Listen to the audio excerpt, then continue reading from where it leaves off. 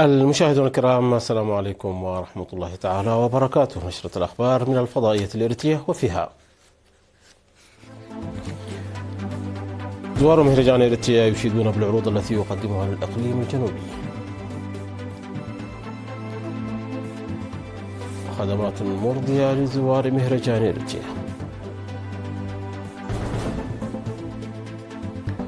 سمينار عن التهاب الكبد الوبائي في أفعبت.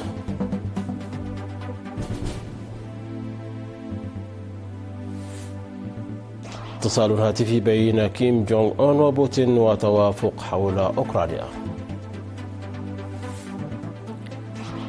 الترويكا الأوروبية تدرس إعادة فرض العقوبات على إيران.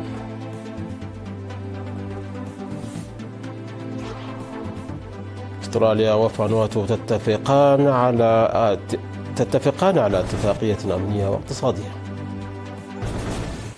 أهلا بكم مشاهدينا. حصلت عروض الإقليم الجنوبي على إشادة من الزوار لاحتوائها على الأبحاث العميقة ومحتواها الثقافي والتنموي في مهرجان إريتريا لعام 2025. وذكر الزوار أنهم أعجبوا بشكل خاص بأداء الرقصات التراثية والموسيقى بلغتي التجرينيا والساهو، وأوضحوا أيضا أنهم أعجبوا أكثر بالطعام التقليدي والحرف اليدوية. ويضم المعرض الذي يحمل عنوان جهد مضاعف لأجل التنمية على لوحة كبيرة لجسري دباروا، والذي يبلغ عمره حوالي 110 أعوام، مركزا على العمل الذي يتم إنجازه في مجال التنمية الزراعية والحفاظ على التراث. وأوضح منسق عروض الإقليم الجنوبي الأستاذ سامرات تخستي أن العروض التي يتم تقديمها تهدف إلى رفع مستوى الوعي بأهمية وتحسين بذور الذرة وأهميتها ومأكولات الساهو التقليدية، وبناء طريق جولو طلحة نارعي، وإعداد طعام اليقطين، واكتشاف تراث عدي وحازان، وأهمية الزراعة في المنازل. في هذه الأثناء ستقدم مجموعة عروض عزف الآلات الموسيقية التقليدية بالإضافة إلى الرقص والموسيقى التقليدية التي تقدمها فرقة التراث التابعة للإقليم الجنوبي. ستقدم عروضا فنية متنوعة في سينما روما في يوم الثلاثاء 19 من أغسطس الجاري، وفقا للجنة تنسيق الاحتفالات بالإقليم الجنوبي. هذا وسيشهد مهرجان إريتريا لعام 2025 أو يشهد توافد عشرات الآلاف من الزوار من جميع أنحاء البلاد والعالم. تسهم خدمات النقل والبنوك والمعلومات المقدمة في مهرجان إريتريا بأرض المعارض لعام 2025 تسهم في خلق بيئة ملائمة للزوار ومقدمي الخدمات. وحول خدمات النقل العام، أوضحت مسؤولة المواصلات العامة في محطة ميدان إريتريا السيدة أبابا غبريوت تخصيص عدد كاف من الحافلات بالتعرف العادية من الساعة 8:30 صباحا وحتى الساعة 10 مساء من وإلى الإكسبو وميدان إريتريا، ومن ثم حتى الساعة 1 ليلا إلى الأحياء، لتمكين الزوار من الاستمتاع بمحتوى المهرجان. وأشار مسؤول خدمات النقل في المهرجان السيد إسحاق تسفو إلى تخصيص حافلات أيضا لأعضاء الفرق الفنية والمشرفين على أجنحة المهرجان وغيره من الساعة 6:30 صباحا وحتى منتصف الليل. وذكر مسؤول مركز خدمات البنك التجاري السيد تخلميكيل كيرماي بأن افتتاح مركز للبنك التجاري الإريتري ساهم أيضا في تعزيز الخدمات المقدمة. وأضاف أنه تم أيضا دمج الخدمات المصرفية الكاملة لمقدمي الخدمات المشاركين في المهرجان، موضحا بأن مقدمي الخدمات من الأقاليم يمكنهم إيداع الأموال التي يتلقونها بالشيك أو نقدا في حساباتهم دون التقيد بالمكان والزمان. وأوضح ممثل قسم المعلومات السيد يوناس ياسو في القسم بأن القسم يساهم في نشر المعلومات المهمة للزوار ومقدمي الخدمات. وذكر الزوار أن توفر مثل هذه الخدمات في المهرجان يعكس التنسيق والاستعداد لدى المنظمين، داعين إلى تقديم خدمات إضافية في المستقبل.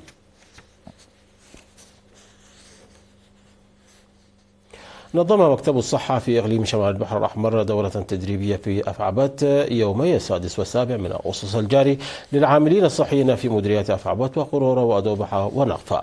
أوضح مسؤول برامج التطعيم الوطني في وزارة الصحة السيد تدروس يحدقو أن الجهود المبذولة للوقاية من الأمراض الشائعة بين الأطفال دون سن الخامسة أسفرت عن نتائج مرضية، وقدم شرحا شاملا للأدوية والتجهيزات الأخرى. ودعا مسؤول حملة التطعيم في مكتب الصحة في إقليم شمال البحر الأحمر السيد ميكائيل قبرات دعا كافة المواطنين بشكل عام والمرأة الحامل خاصة إلى تناول الأدوية واتباع الإجراءات الوقائية الصحيحة في حال الإصابة بالتهاب الكبد. وأوضح الخبراء في المناسبة طرق انتقال التهاب الكبد من الأم إلى الطفل، وحث المتدربين على العمل بجد وإخلاص لتحقيق النتائج المرجوة من حملة التطعيم التي تنفذها وزارة الصحة ضد كافة الأمراض.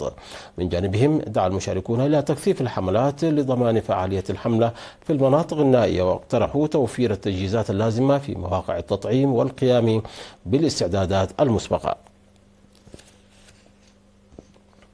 يتم في مديرية دقة محرية تنفيذ برنامج التقوية الأكاديمية الصيفية بالتعاون بين الاتحاد الوطني لشباب وطلبة إريتريا ومكتب التعليم تحت شعار تقديم ما تلقيناه مجانا بالمجان. وفي البرنامج الذي يتم تنفيذه في 4 مدارس لأول مرة تم تقييم 18 طالبا متميزا من المرحلة الثانوية ليساعدوا 400 طالب في المرحلة الابتدائية. وأشاد المدراء الإداريون وممثلو إدارات الضواحي وفروع المؤسسات الحكومية الذين قاموا بزيارة تفقدية أشادوا بسير البرنامج قائلين أنه من المفيد أن يدرس الطلاب بالقرب من أماكن إقامتهم. وأشار مسؤول فرع الاتحاد بالمديرية الشاب فيلمون مسفن أن البرنامج فعال وأنه سيتم توسيعه في العام المقبل. يحقق برنامج التنمية الذي يقوم به طلاب الحملة الصيفية التنموية والمجتمع والجهات الحكومية والأفراد والمدارس والجيش يحقق تقدما جيدا في مديرية سقنيتي. وذكرت ممثلة سلطة الغابات والحياة البرية الآنسة سميرة محمد برهان تنمية أكثر من 200 ألف شتل هذا العام، وتم توزيع حوالي 115 ألف منها. وأفاد خبير الحفاظ على المياه والتربة السيد ملوء تخلاي ببناء حوالي 20 ألف متر من المدرجات بجهود الطلاب التنموية وإعداد 10,256 حفرة للتشجير وإزراعة حوالي 8,000 شجرة. وفي مديرية أفعبة أفاد ممثل سلطة الغابات والحياة البرية أن أكثر من 400 طالب قاموا بإعداد 12,000 حفرة للتشجير وزرعوا 9,000 شجرة إضافة إلى بناء المدرجات والحواجز المائية. في غضون ذلك نظم سمينار للطلاب المشاركين في حملة التنمية الصيفية في مديريتي عدخالة وطرونة حول مكافحة الجريمة والمخالفات والحوادث المرورية. مشاهدينا نشرتنا تتواصل من الفضائيات الإريترية، ولكن بعد فاصل قصير فابقوا معنا.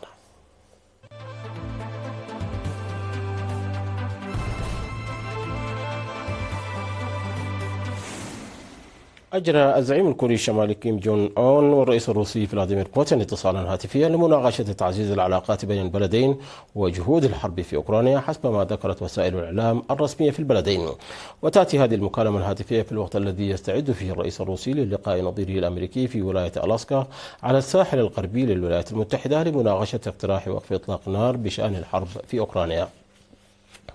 وقالت وكالة الأنباء المركزية الكورية أن كيم قال لبوتين أن بيونغ يانغ ستدعم بشكل كامل جميع الإجراءات التي ستتخذها القيادة الروسية في المستقبل أيضا، حيث ناقشا تعزيز العلاقات في جميع المجالات بموجب اتفاق شراكة استراتيجية وقعها خلال قمة العام الماضي. وتم إبرام اتفاق دفاع مشترك بين البلدين خلال زيارة بوتين لكوريا الشمالية العام الماضي. أفادت صحيفة بريطانية بأن فرنسا وألمانيا وبريطانيا أبلغت الأمم المتحدة باستعدادها لإعادة فرض العقوبات على إيران إن لم ترجع إلى المفاوضات مع المجتمع الدولي بشأن برنامجها النووي. وأضاف التقرير نقلا عن رسالة اطلعت عليها الصحيفة أن وزراء خارجية ما تسمى بمجموعة الترويكا الأوروبية كتبوا إلى الأمم المتحدة للإشارة إلى احتمال إعادة فرض العقوبات أو ما يعرف بآلية الزناد سناب باك ما لم تتخذ إيران إجراء. ويأتي تحذير مجموعة الترويكا الأوروبية بعد محادثات جادة وصريحة ومفصلة مع إيران في اسطنبول الشهر الماضي، وهو أول اجتماع مباشر منذ الضربات الأمريكية والإسرائيلية على مواقع نووية إيرانية. وكانت إيران توعدت في وقت سابق بتقديم رد متناسب ومناسب إذا عاد الموقعون الأوروبيون على الاتفاق النووي الإيراني المبرم عام 2015 أعادوا فرض عقوبات الأمم المتحدة. اتفقت أستراليا وفانواتو على صفقة بقيمة 500 مليون دولار أسترالي لتعزيز العلاقات الاقتصادية والأمنية بين البلدين وسط منافسة متزايدة من الصين أكبر دائن خارجي للدولة الجزرية في المحيط الهادي. وصرح رئيس وزراء فانواتو جوثام نبات بأن الصفقة المعروفة باسم اتفاقية ناكامال ستشهد استثمار أستراليا للأموال في فانواتو على مدى العقد المقبل وأنها مفيدة لكلا البلدين. وقال نائب رئيس الوزراء الأسترالي ريتشارد ماليس أن نابات ورئيس الوزراء الأسترالي أنتوني ألبانيز سيوقعان على الصفقة رسميا في الأسابيع المقبلة. في السنوات الأخيرة اقتربت فانواتو من الصين أكبر داء خارجي لها بعد عقد من قروض البنية التحتية للبناء بما في ذلك مكتب الرئيس الجديد للعام الماضي. أظهرت بيانات المرصد الأوروبي للجفاف أن 52% من الأراضي الأوروبية وسواحل البحر المتوسط قد شملها الجفاف في يوليو الماضي، وذلك للشهر الرابع على التوالي. وكانت أوروبا الشرقية والبلقان المناطق الأكثر تأثرا بالجفاف.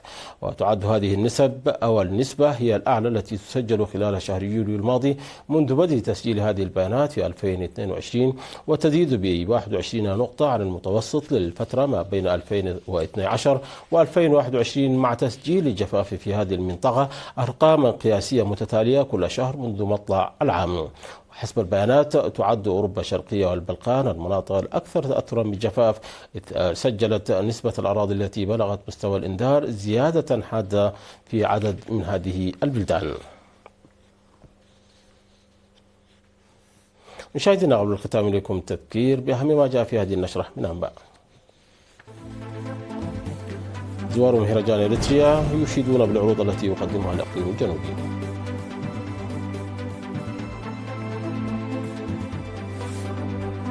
خدمات مرضية لزوار مهرجان إريتريا. سمينار عن التهاب الكبد الوبائي في أفعبت.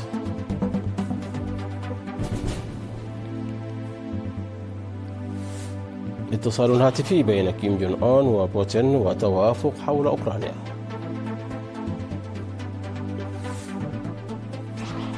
الترويكا الأوروبية تدرس إعادة فرض العقوبات على إيران.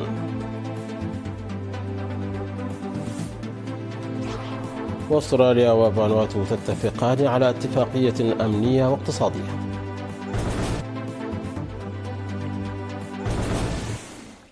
مشاهدينا، انتهت النشرة. شكرا على حسن المتابعة. تحية لكم أينما كنتم. إلى اللقاء.